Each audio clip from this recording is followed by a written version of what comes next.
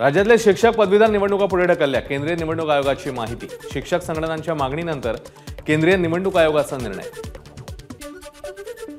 पुण्यामध्ये बेकायदेशीर जमाव गोळा प्रकरणी रवींद्र धनगेकर यांच्या विरोधात गुन्हा दाखल. भाजपकडून पैसे वाटप सुरू असल्याचा आरोप करत मतदानाच्या आदल्या दिवशी धनगेकरांनी केलं होतं ठिय्या आंदोलन.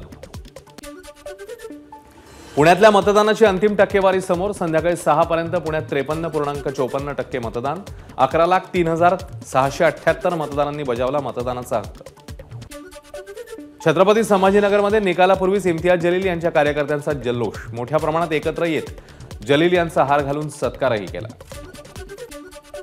घाटकोपरमध्ये ढिगाऱ्याखाली अजूनही 30 ते 40 लोक अडकले असण्याची भीती. दुर्घटनेच्या 24 तासानंतरही रेस्क्यू ऑपरेशन सुरू.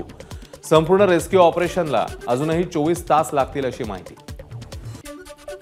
कल्याण डोंबिवली महापालिका हद्दीत 90% अनधिकृत होर्डिंग. मनपा अधिकारी होर्डिंगचे निकष पाळत नसून ते एसी केबिनमध्ये बसून राहतात. शिवसेना शिंदे गटाचे शहर प्रमुख रवी पाटील यांचा आरोप. 4 जूनच्या निकालानंतर भाजप पक्ष सत्तेत दिसणार नाही. दिंडोरीच्या पेठ येथील सभेतनं रोहित पवारांचा दावा. तर राज्यामध्ये मवियाचे 35 पेक्षा जास्त खासदार निवडून येतील. रोहित पवारांचा दावा. बीडच्या परळीत बूथ कॅप्चर करण्यात आले. अनेक पोलिंग एजंट्सला गायब करण्यात आलं. मतदारांना मारहाण झाली. मवियाचे उमेदवार बजरंग सोनावणेंचा आरोप. 19 गावात फेर मतदान घेण्याचीही केली मागणी. नाशिक लोकसभेची जागा आपल्यासाठी प्रतिष्ठेची. धुळ्यातल्या महायुतीच्या नियोजन बैठकीत मंत्री दादा भुसे यांचं वक्तव्य.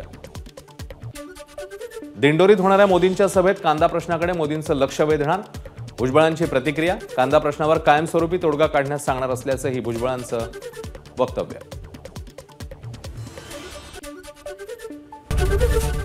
एबीपी माझा, उघडा डोळे बघा नीट.